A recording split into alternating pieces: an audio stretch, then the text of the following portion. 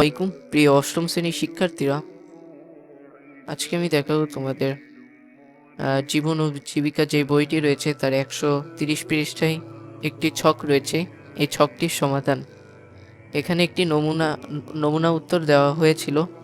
তো চলো আমরা এটা মূলত ট্যুর শিডিউল তৈরি করতে হবে আমাদের একটা। তো চলো এর পরপর একটা উত্তর দেখে আসা যাক। তো দেখো শিক্ষার্থীরা, এখানে আমি যে বক্সটি, এখানে মূলত তিনটা জিনিস রয়েছে: সময়, স্থান আর হচ্ছে কার্যক্রম। সময়ে তোমরা লিখতে পারো সকাল 7টা থেকে 8টা। স্থান হচ্ছে স্কুলের মাঠ। কার্যক্রম সকলে একত্রিত হওয়া। এরপরে তোমরা লিখতে পারো সময় হচ্ছে সকাল 8টা থেকে 9টা।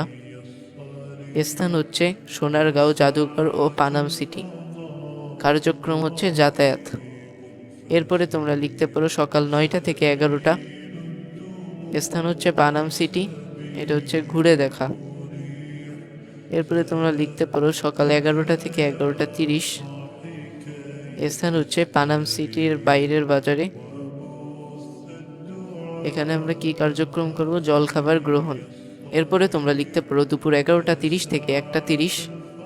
স্থান হচ্ছে সোনারগাঁও জাদুঘর পরিদর্শন। কার্যক্রম ঘুরে ঘুরে ঐতিহাসিক নিদর্শন দেখা।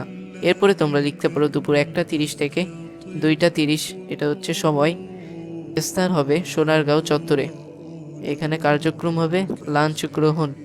এরপরে তোমরা লিখতে পারো দুপুর 2টা 30 থেকে 3টা, এটা স্থান হচ্ছে সোনারগাঁও প্রাণ প্রকৃতিতে ঘুরে বেড়ানো বা অন্য কিছু। কার্যক্রম তোমরা লিখতে পারো বিশ্রাম গ্রহণ। এরপরে সময় লিখেছি দুপুর 3টা থেকে 5টা। স্থান হচ্ছে সোনারগাঁও। কার্যক্রম হবে খেলাধুলা ও সাংস্কৃতিক অনুষ্ঠান। এরপরে তোমাদের সর্বশেষে লিখতে পারো বিকাল 5টা থেকে 6টা। স্থান হচ্ছে সোনারগাঁও। কার্যক্রম হবে ফিরে আসা। তো এই কিন্তু ছিল তোমাদের যে বইয়ের 130 পৃষ্ঠার ছকটির সমাধান।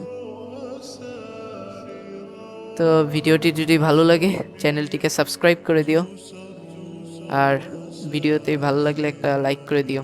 আসসালামু আলাইকুম।